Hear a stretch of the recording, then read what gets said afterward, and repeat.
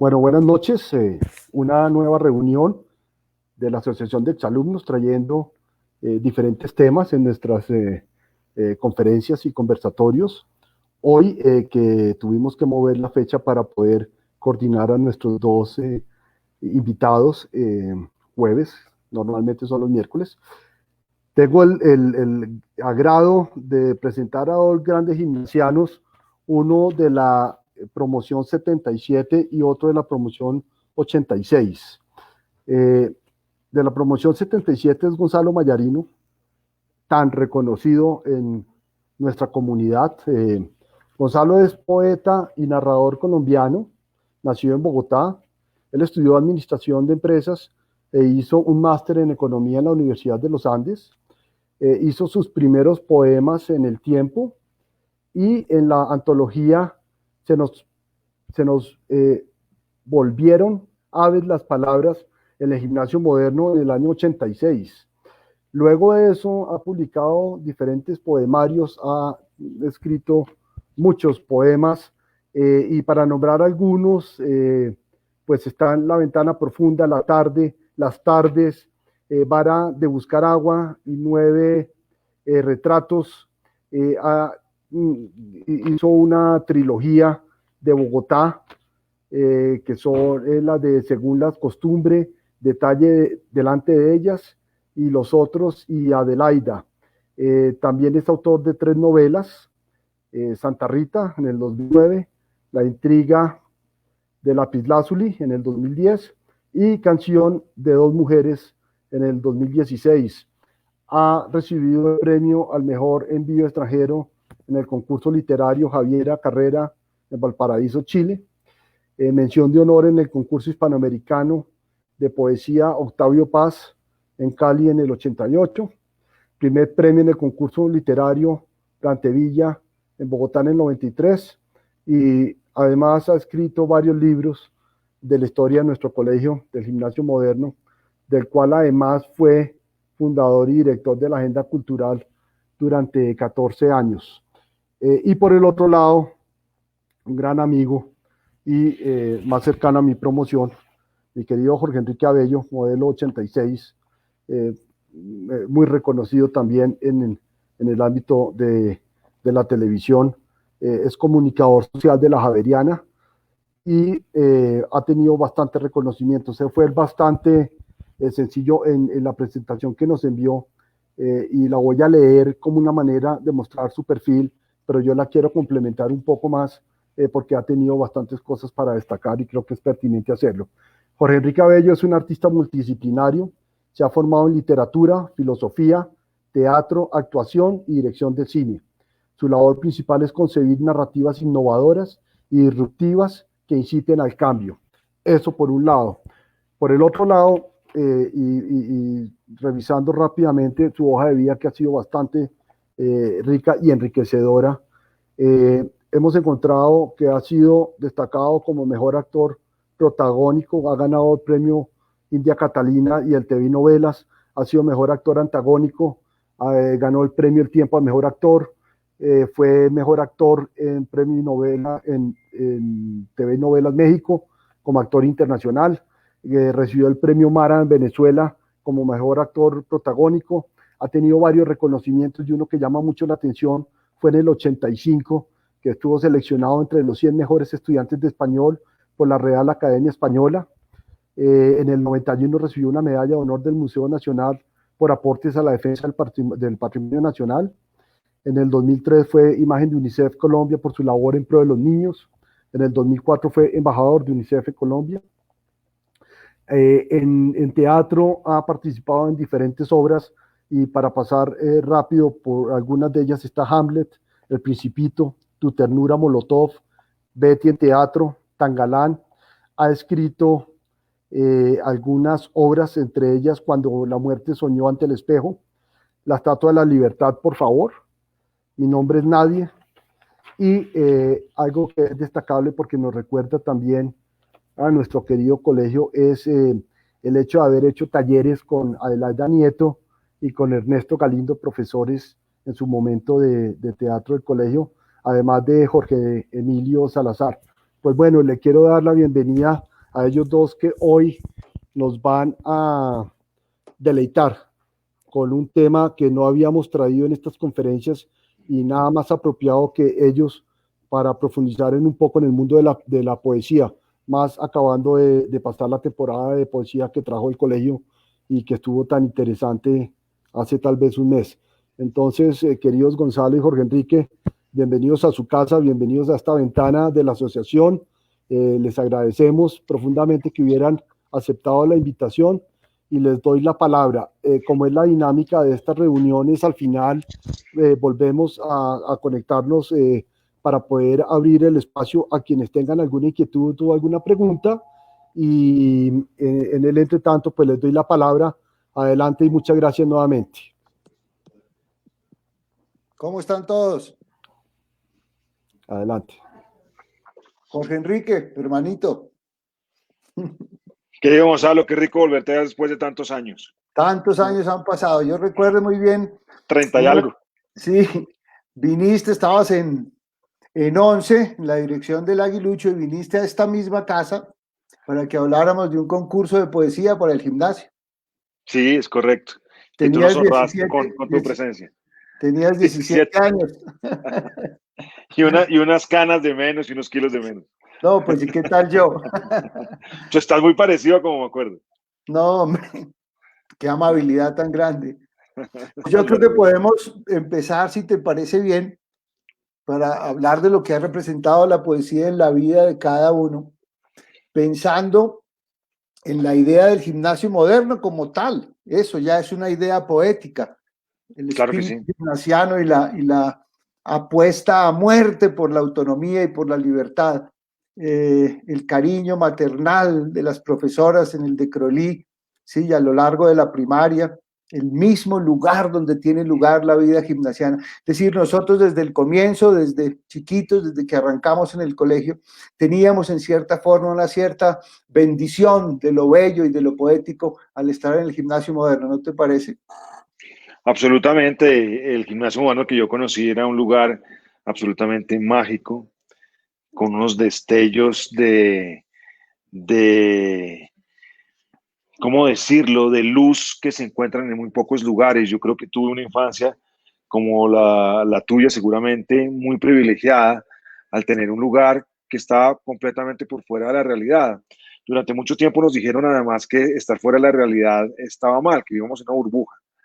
Y yo creo que es esa diferencia de realidad que planteaban las mismas instalaciones del gimnasio, sus profesores, la convivencia, es lo que nos hizo distintos y que nos genera una visión disruptiva del mundo.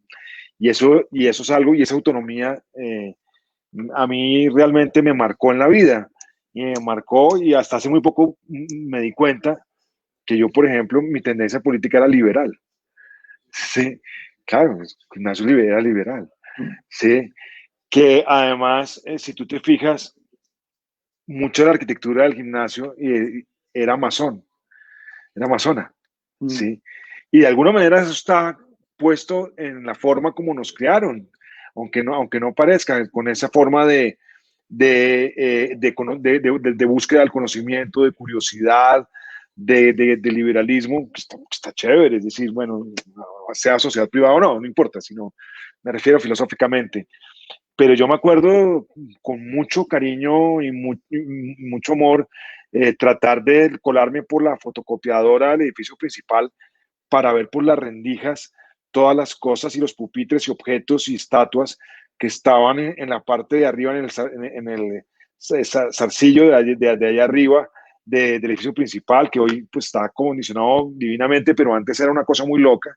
En Decrolí, en la primaria, también había una bodega muy grande en los arcillos de primaria, donde había de todo, había absolutamente de todo.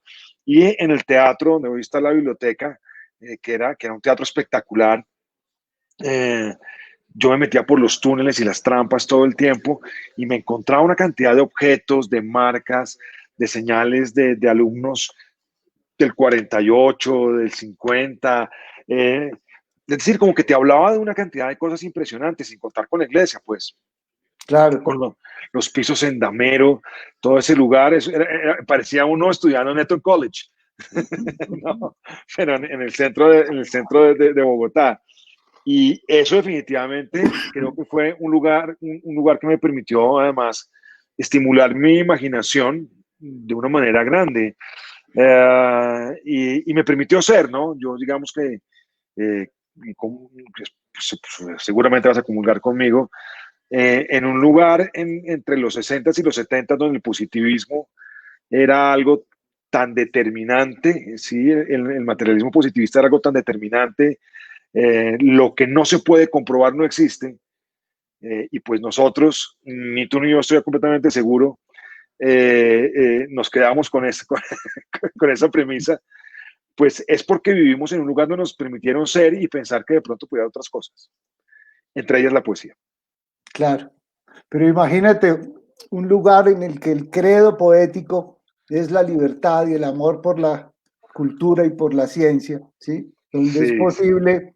Donde es posible equivocarse siempre que hagas un examen de conciencia y admitas que te equivocaste, donde Es fundamental en mi vida eso. el rector iba a los salones, don Agustino, el profe, los viejos maestros tutelares, don Guillermo Pompilio, que todavía sigue, ¿sí?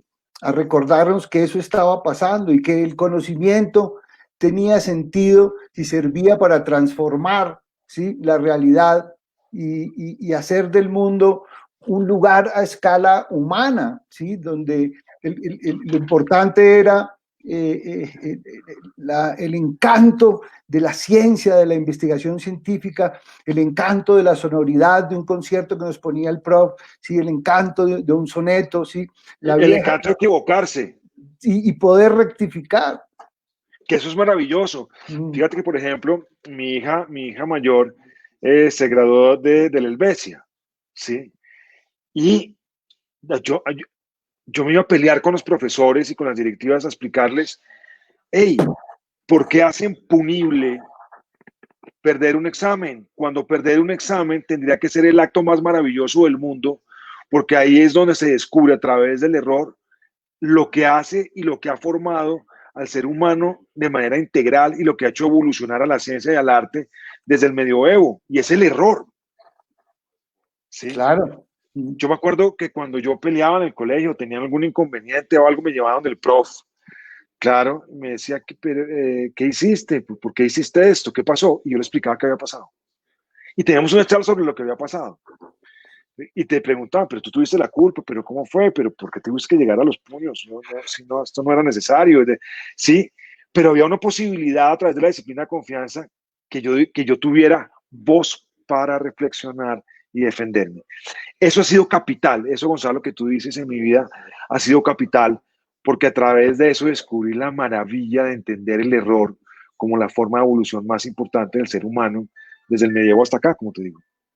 Sí, muy bonito. Ese es un lugar y una doctrina de educación llena de poesía por todos lados. Y después vienen las primeras letras, ¿sí? En la primaria, a ti te alcanzó a tocar el huevito, que era como el aguilucho de los chiquitos, ¿sí? El pichón. Es que el huevito era de los más chiquitos, después el pichón y después el aguilucho. Y desde muy temprano, en el día, en el año y en la vida de todos nosotros, estaban las maestras inclinándonos a que escribiéramos poemas, crónicas, la primera comunión, las excursiones, ¿sí? De pronto ya textos un poco más elaborados para los grandes, pero uno siempre vivía con la ilusión de hacer parte de la revista del colegio, de ver sus primeros poemas de amor en las letras de molde, el arduo honor de la tipografía, que diría Borges, y todo el profesorado era dándole fuerza y entusiasmo e ilusión a la idea de que uno escribiera. Es que eso es muy extraño, ¿sí? Pues mira, yo te cuento que yo me postulé en quinto de primaria para ser director del Pichón. Ajá. Sí, y perdí la votación porque todavía jugaba con superhéroes, entonces no era lo suficientemente serio para ser el director del Pichón. No lo puedo creer, todavía me da rabia, hombre. Es increíble. Pero este era el anhelo. Entonces hice un periódico paralelo que duró dos emisiones, por decirlo de alguna manera, dos Ediciones, sí. 2 ediciones, sí. Para contrastar el Pichón, pero comercialmente no me fue muy bien con esa iniciativa. Pero era lo que uno quería hacer, claro, y poner sus poemas. Sí, sí. ¿No? Alentado por los poemas que venían desde 50 años atrás, 60 años atrás, ¿no? Pues ahora que tú dices eso, te estaba recordando que hay un antecedente, es decir, ya había pasado que alguien quisiera hacer otro periódico o revista para competirle al oficial, tal como hiciste tú. Se trataba nada menos del momento en que Eduardo Caballero Calderón fundó Claro. el Aguilucho, ¿sí? La revista escolar más antigua de Latinoamérica. Y unos estudiantes, después de un tiempo, que quisieron hacer una revista paralela, ¿no? Ya el Aguilucho había avanzado muchos años y no décadas ya. Y don Agustín los llamó y les dijo, muchachos, yo creo que pensémonos esto otra vez, qué objeto tiene que compitamos y que nos enfrentemos o confrontemos. Entonces ya hay un antecedente de gran nobleza en tu lucha por ser director de la revista del colegio y de hacer un medio que luchara contra el establecimiento, digamos. Sí, no lo logré mucho, pero... Y también me llamaron, pero ¿para qué? No. Sí. Entonces el huevito, el pichón y el aguilucho, eso es. Entonces van pasando los años, Jorge Enrique, y empieza uno como a tomarse más serio lo de escribir y tal vez más que eso, lo de leer. Sí, sí, totalmente contigo, lo de leer especialmente, sí. ¿no? Don Porque creo que... Guillermo, el prof, don Agustín, ¿sí? Y Pompilio, las primeras lecturas, los primeros poemas, y uno empieza a sentir que la lengua castellana resuena dentro de uno y tiene unos efectos extraños en los sentimientos, en las emociones, en los sueños. Y eso viene entonces de las primeras lecturas de la poesía y desde entonces hace uno un pacto con eso, ¿sí? Para tener una compañía eterna y permanente y que es tal vez lo que acaba haciendo, además de revelación y de goce muy intenso o de consuelo muy intenso, una tremenda compañía. Y eso también nos lo dio el colegio. Pero por supuesto, hay un profesor que no han mencionado que me parece súper importante mencionar, porque además yo soñaba que algún día fuera rector del Moderno, No es que era tarde, no es tarde. ¿Sí? No es tarde, que es Álvaro Corral. Claro, espléndido tipo, ¿sí? Uf. Sí, Álvaro Corral, sí, yo tengo 2 hitos en el Moderno, ¿no? Bueno, tengo varios profesores que quiero mucho, entre ellos a Miriam Cuervo y a Nelson Cuervo, que pues son sí. maravillosos, el profesor Leal, que todos lo recordamos, Sí. Y bueno, Pompilio, que pues, hombre, por Dios, de eso creo que espero que tengamos oportunidad de hablar en este momento, pero Álvaro fue muy importante, porque Álvaro, fíjate lo que nos hizo en esa época, ojo a esto, primero nos puso a leer la tragedia griega, Esquilo, Sófocles, todos ellos, después nos puso a leer Humberto Eco, ¿sí?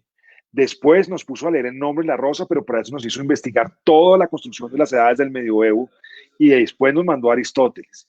Después nos metió todo el neorrealismo, todo el neoexpresionismo alemán con Fassbinder, Wenders,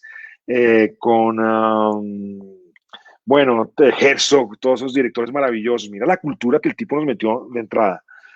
Después nos lanzó con la ópera. Después nos sentamos a estudiar Kant y terminamos estudiando griego. Ahí, ¿sí?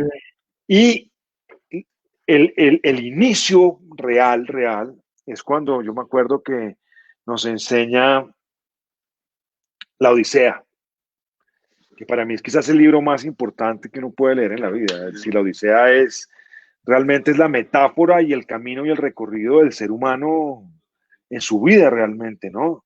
En contra de Poseidón y en contra de todas las cosas, todos los avatares que la circunstancia y el destino te impone, pues uno es un Odiseo, Ulises, caminando a encontrar su propia alma o su propia Ítaca, como pensaría Cavafis.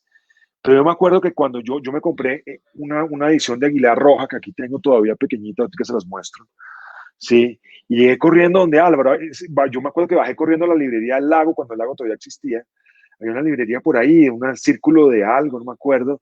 Sí. me acuerdo de la librería, compré y me subí corriendo al colegio y le dije, mira Álvaro, la encontré, porque él decía, cuando usted lee libros, ediciones piratas, obtiene conocimientos piratas. Entonces le dije, la tengo. Y Álvaro la abrió, la quedó mirando, era Aguilar. Después descubrí que Álvaro tenía en la casa solo una biblioteca de Aguilar, es decir, 1000 volúmenes, que después conocí, fue una cosa brutal. Y se quedó mirando y me dijo, sí, es una muy buena edición. Entonces me la puso en la cabeza. Dijo, cierre los ojos, Abello, cierre los ojos. Me dijo, muy bien, Abello, que el conocimiento le entre, que el conocimiento le entre, que el conocimiento le entre. Y yo quedé, wow, que vaya lea. Estamos en segundo de primaria. ¿Cómo lo Sí. quiero con toda el alma, Álvaro Corral? Sí. Los profesores de entonces y los de antes, todos tenían esa postura, la de alguna manera inquietarnos, ¿sí? Dejar una pista muy bien dada, muy bien puesta para que echáramos a andar por un cierto camino. Es que nosotros venimos, ¿sí? de grandes maestros de literatura. Sí. Estamos hablando de Nicolás Bayona Posada, ¿sí? De don Osvaldo Díaz, ¿sí? Digamos, hasta donde llega mi memoria y hasta ahorita los nuevos, ¿no? Jorge Iván Parra, Federico Díaz Granados.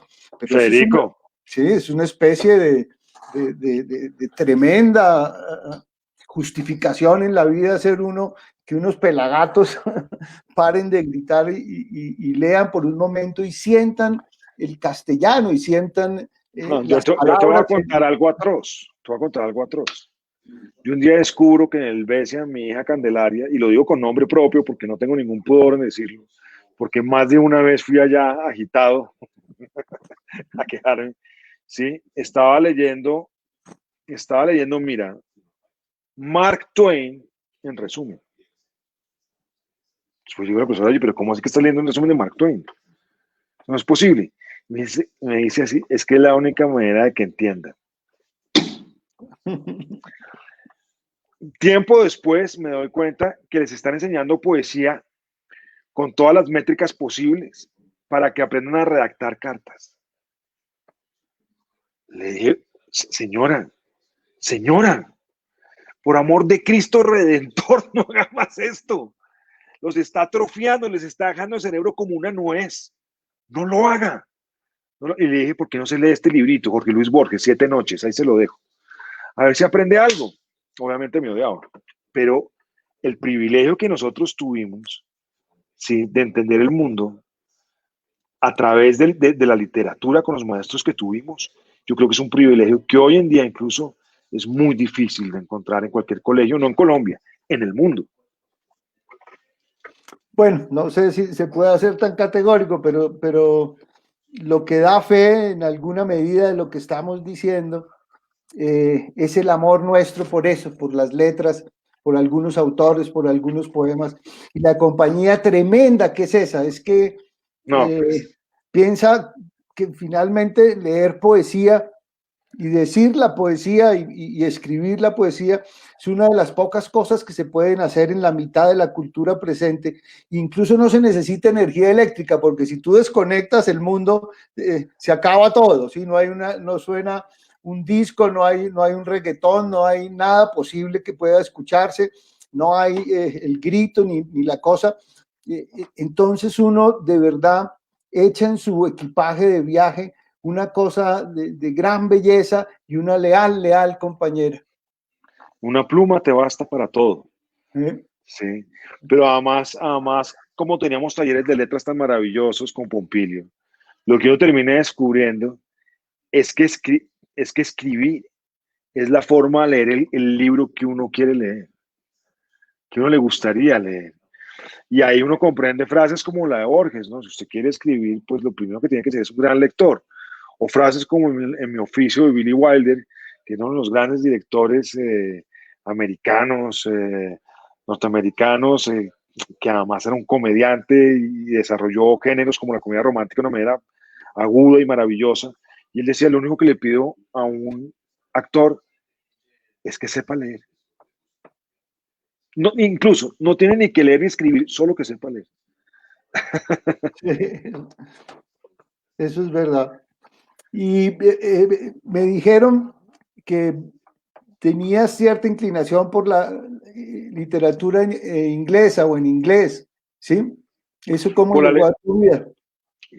yo tengo, bueno, digamos que la literatura inglesa siempre ha sido muy importante a mí por sus autores, básicamente, ¿no? Y te cuento dónde comienza, fíjate.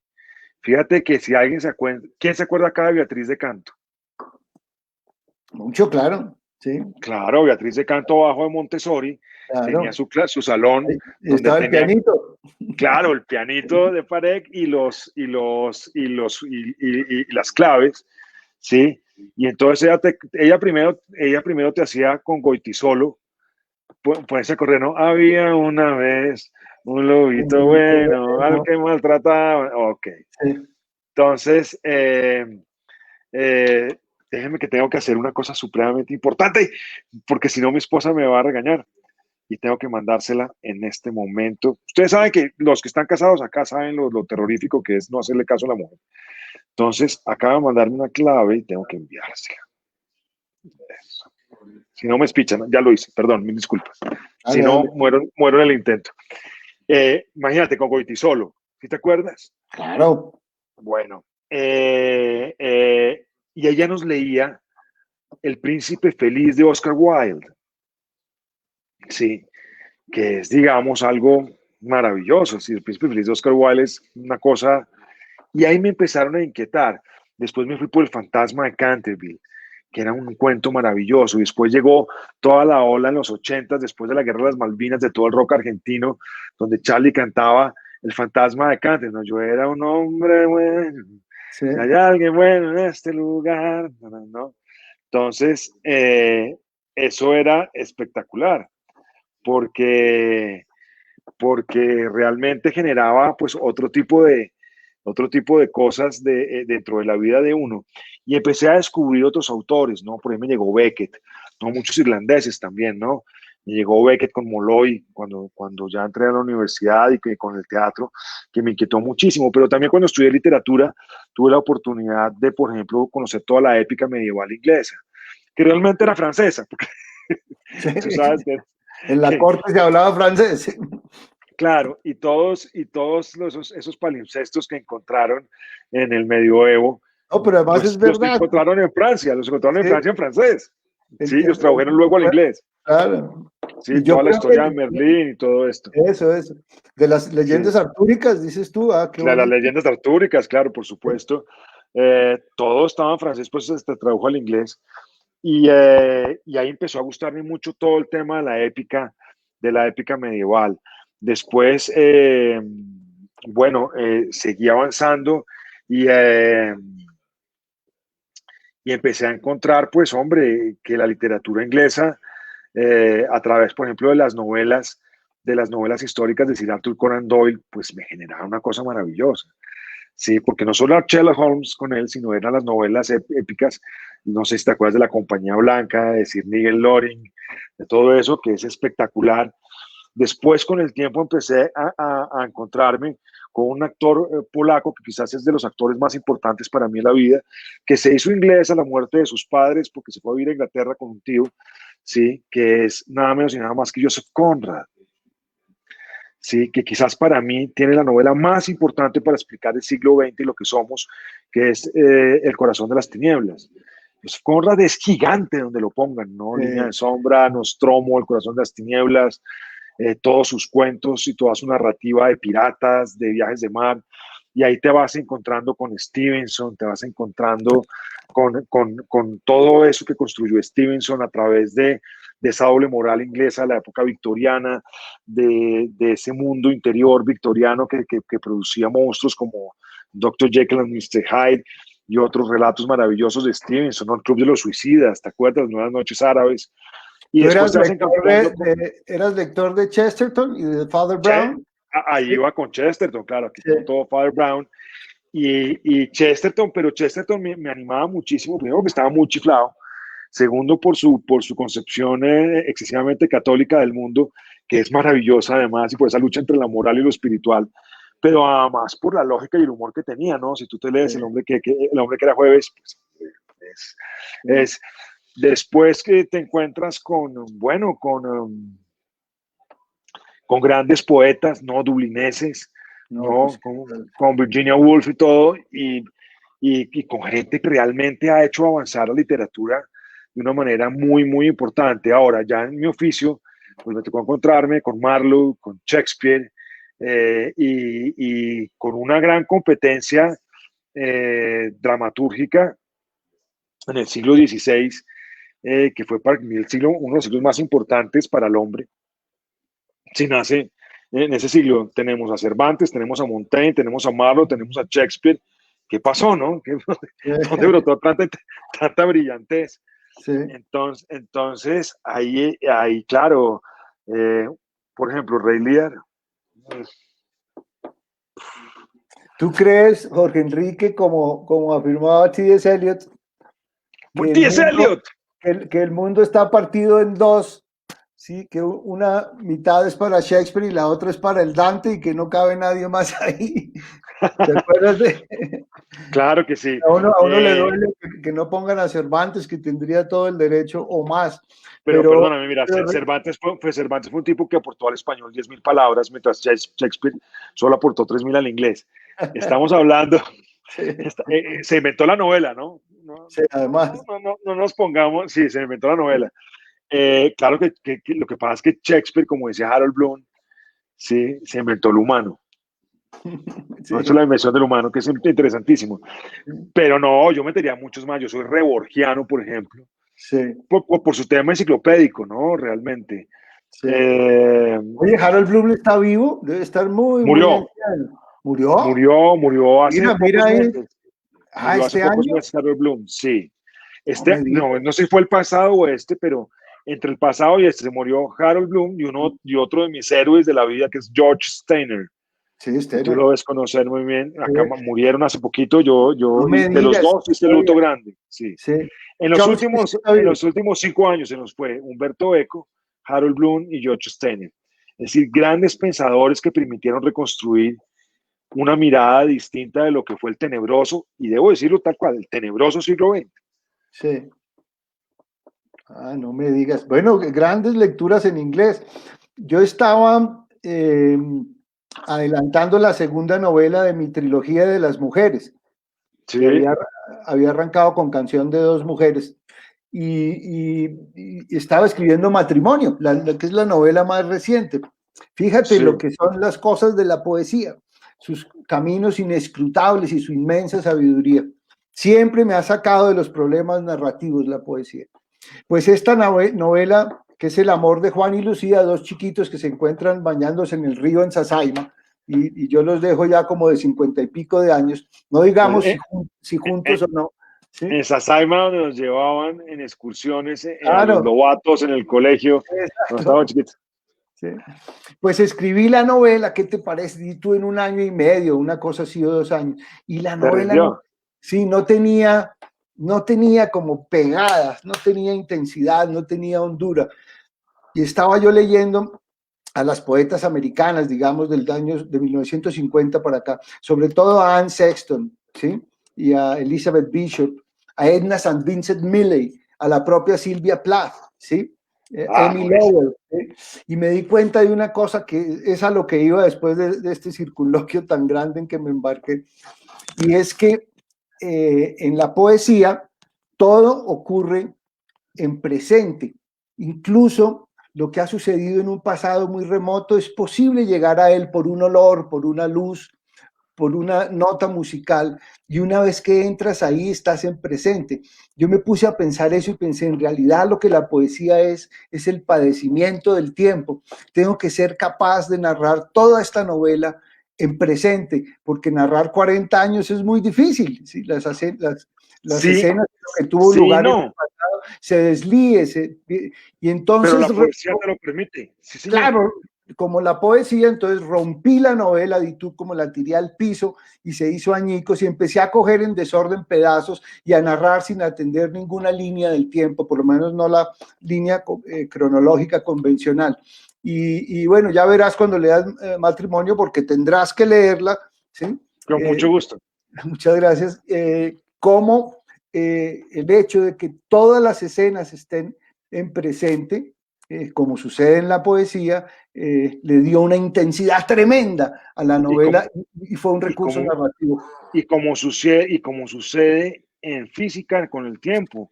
Y finalmente el tiempo, antes de precisamente entrar acá, yo estaba entrando a... estaba teniendo una charla con unos amigos muy queridos sobre la simultaneidad del tiempo, ¿no? Que nosotros lo ordenamos en pasado, presente y futuro, pero el pasado es lo que está pasando, que pasó y que pasará, ¿no? O el presente es el pasado que está pasando, que ya pasó y pasará, porque todo esto es simultáneo. Entonces lo que estás diciendo y lo que manera que lo estás contando es muy atinado. Y me recuerda a otro autor inglés, ¿no? Estaba pensando Wilkie Collins, que también se nos voló, sí, pero estaba pensando en un autor inglés que a mí me encanta, que es William Blake, que precisamente a través de todo ese misticismo, porque lo agarró desde el lado místico y toda esa locura que tenía, porque era un loco salvaje. Sí, tuve la oportunidad de ver sus cuadros, además en Nueva York, en el MoMA, en una exposición donde lo sacaron espectacular. Y William Blake tiene eso que estás diciendo, obviamente llevado al delirio, ¿no? al delirio espiritual más profundo. Pero sí es muy posible, Gonzalo, que la poesía sea una metáfora, que la poesía en sí misma sea una metáfora que permita entender la simultaneidad del tiempo como en la física no lo podemos entender. Como en la física se puede entender, como en la vida real no se puede entender. Eso es una bella hipótesis, ¿no? Podría ser, ¿no? Podría ser. Ahorita cuando terminemos acá voy a lanzarla. Acuérdate de time past and time present are both perhaps present in time future, and time future contained in time past. If all time is eternally present, all time is unredeemable. What might have been is an abstraction, remaining a perpetual possibility only in a world of speculation. What has been and what might be point to one end, which is always ¡Qué buena memoria! Present. ¡Qué buena memoria! Ese punto, el still point de Eliot, que es exactamente lo que tú estás diciendo. Hay un momento en que llega por la santidad o por el desprendimiento en el que escapas un momento, ¿sí? del padecimiento del tiempo, y en ese instante el pasado, el presente y el futuro son uno solo, la eternidad. Cosa bella. Y es que uno puede construir una metáfora en términos nuestros, reales, ¿no? Porque fíjate que con todo este tiempo, ¿no? Y con todo ese calendario secuencial gregoriano, y aquí me estaban diciendo que era simplemente una representación, ¿sí? De una representación sobre una aproximación de algo, no nos permite ver eso. Somos muy primitivos en la manera de ver el tiempo, ¿no? Por ejemplo, con Álvaro Corral precisamente, revisábamos, y desde el nombre de la Rosa de Eco, que todas las catedrales medievales serias tienen dibujada en su piso la forma del tiempo. Y como decía Borges, ya lo sabían los ardorosos alumnos de Pitágoras, que la forma del tiempo y el hombre es el círculo. Sí. Claro, no es la línea directa. No, y es el Aleph, ¿te acuerdas? Es el Aleph, claro. Uy, Aleph.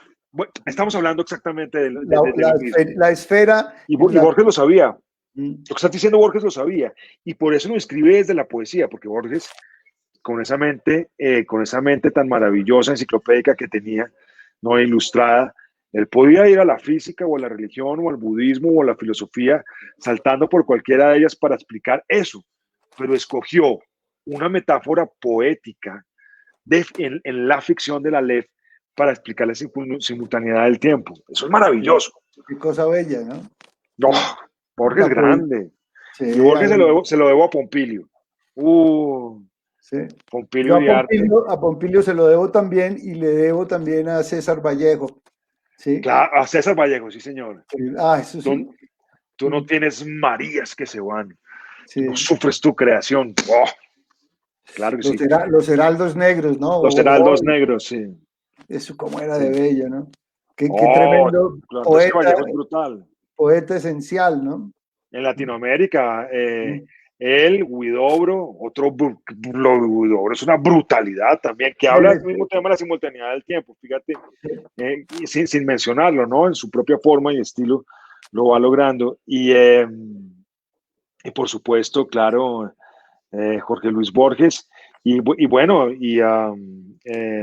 Barba Jacob, ¿no? También lo tiene de una manera muy linda. Bueno, toda la poesía nuestra modernista es de León de grande. Grave, también brutal, ¿no? El maestro León de Grave, qué grande, ¿no? Él también lo tiene, y fíjate que lo tiene a través de las palabras, ¿no? Su invención de las palabras es algo maravilloso. Qué Porque mundo esa tan invención, personal, ¿no? Y tan loco en ese mundo. Sí. pero me encanta porque finalmente terminaba generando él no le tenía miedo a construir el mundo. Y ahí hacemos un círculo con lo que empezaste diciendo. A nosotros no nos enseñaron a vivir un mundo en el que tuviéramos miedo para construirlo sin ser aceptados. ¿Sí? Y por eso se inventaba palabras, como Cortázar se inventaba palabras, o como usaba chicotear, la palabra chicotear para escribir cualquier cosa que él le pareciera interesante. Y eso es maravilloso, ¿no? Eso es maravilloso porque finalmente, si no somos capaces de inventar la nueva realidad como poetas, como empresarios, como artistas, como economistas, como creadores, como innovadores, no vamos a poder hacer nada en esta vida. Y eso me lo enseñó a mí, a ti estoy seguro, el gimnasio moderno. Sin duda. Así es. Y gente como Pompilio, ¿no? Yo le mamo gallo a Pompilio y le digo, vea, yo, con la frase que usted me dio, yo pude haber omitido la universidad. Lo peor es que lo digo de verdad. ¿Sí? El fondo y la forma son una esfera indivisible donde el fondo, señores, contiene la forma y la forma contiene el fondo. No lo olvide, señora Bello. Así decía Pompilio. El gran Pompilio. Oh, maestro de maestros, mi cariño siempre con él. Gracias a él y a gente como Álvaro Corral, como Nelson Cuervo, como Miriam, a gente tan maravillosa que tuvo la paciencia de Ernesto Galindo, Belín Machaca, Adelaida, Jorge Emilio Salazar, tanta gente tan bonita, los maestros incluso de gimnasia, ¿no? Tan divinos todos ellos, que le permitieron a uno ser. A mí me dejaron ser. Eso es invaluable. Pues invaluable porque además la única posibilidad de aceptarse en este mundo es con la certeza de que uno existe. Y si te puedes aceptar con la certeza de que existes y te puedes amar un poquito a través de tus errores, pues puedes amar a otros. Dime, ¿eso no es mejor educación que cualquier otra cosa? Y eso me lleva a mí a una frase que leí siempre mientras hacía fila antes de almorzar. Educar primero que instruir. Sí. Entonces somos hijos de esa tradición, querido Jorge Enrique. Un Así credo pedagógico y formativo de los niños y de los jóvenes, sí, en el que está por encima de todo la libertad, la autodeterminación, ¿sí? Y la búsqueda de la belleza, ¿sí? El libre pensamiento, claro, y la búsqueda de la belleza a través de los discursos retóricos, ¿no? Aristotélicos, además, ¿no? No, y de los gestos heroicos y de la Y los hombría del gestos bien, heroicos. y de la sinceridad y de la solidaridad, ¿sí? De Sí. todas maneras, si no Que a este país tanto se le ha olvidado. Sí, de modo que eso, pues combinado con la formación academicista y todo que todos necesitamos, pues hizo que pudiéramos ir por el camino con ese equipaje de viaje, como diría Saramago, ¿no? Con algún libro de poemas que Imagínate. siempre nos llena la cabeza y el estómago, sí, de No, luz y de posibilidades. a mí el moderno me dejó un equipaje de diva de ópera de los 30. Sí. Gigante, lleno de libros que hoy conservo en mi biblioteca con mucho, mucho, mucho cariño. Creo que tenemos que parar porque te tienes que ir y me gustaría que de todas maneras Luis Sí. David nos dijera algunas preguntas o comentarios para que tengamos algo de contacto directo con la comunidad de exalumnos. Bueno, pues anonadado con esa cátedra que nos han dado ustedes de literatura, no solamente desde las aulas del colegio, sino de manera universal. Siempre va a ser grato poder traer temas que se salen de la cotidianidad y traerlas para poder regarlas, esparcirlas en la comunidad. En lo personal, solamente agradecimiento por su tiempo, por traer ese conocimiento, por enriquecer esta actividad que la hacemos con tanta dedicación desde la asociación. por razones de tiempo y como ya nos lo había manifestado Jorge Enrique, digamos que nos vamos a quedar en los saludos. Va a ser difícil poder traer preguntas porque eso tomaría más tiempo, pero sí les quisiera pedir de la manera más encarecida que por favor atendieran la invitación para poder hacer una segunda parte en algún momento que ustedes puedan. Claro. Esto ha sido fenomenal y creo que quedamos cortados por temas de tiempo y usted hablaba del tiempo y después ponía la eternidad y yo quisiera que esto fuera un poco más allá de la simple coyuntura del instante y que pudiera ir un poco más allá. Entonces, si lo permiten, vamos a organizar para que nos pudieran acompañar en una segunda parte porque creo que nos quedamos incompletos en semejante presentación. Por parte de la asociación, Gonzalo y Jorge Enrique, agradecerles profundamente. De verdad, es maravilloso el valor que traen exalumnos como ustedes a esta casa y poderle llegar a la comunidad con este tipo de contenidos. De manera que les mando un abrazo muy grande a los dos y como les digo, realmente contactarlos pronto para que podamos tener una segunda parte de esta maravillosa experiencia que tuvimos con ustedes. Un abrazo. Pues yo encantado de volver a compartir con todos ustedes y con Gonzalo, que siempre, y te lo digo públicamente, Gonzalo, siempre te he llevado en el corazón porque fuiste muy importante para eso. Como te dije, no me da vergüenza, no sé si te acordabas de mí, me da pena saludarte. Hombre, claro. Pero la próxima vez que te vea en la calle te voy a dar un abrazo con COVID o sin COVID. Eso, ojalá con COVID. Un abrazo también a todos. He visto que están los pájaros Gutiérrez. Hay muchísima gente. Además, sí, son por diferentes plataformas, Gonzalo. Mi amada Tatiana Arboleda, mi hijo Gonzalo, muchos exalumnos. Son diferentes plataformas. Solamente al final, cuando se hace como un paneo de las visualizaciones, es cuando uno alcanza a ver más o menos cuánta gente realmente se conectó. Pero en el entretanto, vuelvo y digo, fue maravilloso. Y espero repetir, que lo repitamos pronto. Rita, ahí veo a Rita. Bueno, un abrazote a todos y muchas gracias. Gracias a Luis Orjuela. Así es. Como gracias siempre. A Luis Orjuela, gracias a Luis David, un abrazo muy grande. Gracias a todos y cuenten con la segunda parte, la planeamos y qué delicia poder charlar con vosotros. Por seguro. Claro. Un abrazo muy grande. Saludos a todos. Chao. Muchas gracias a todos por visitarnos.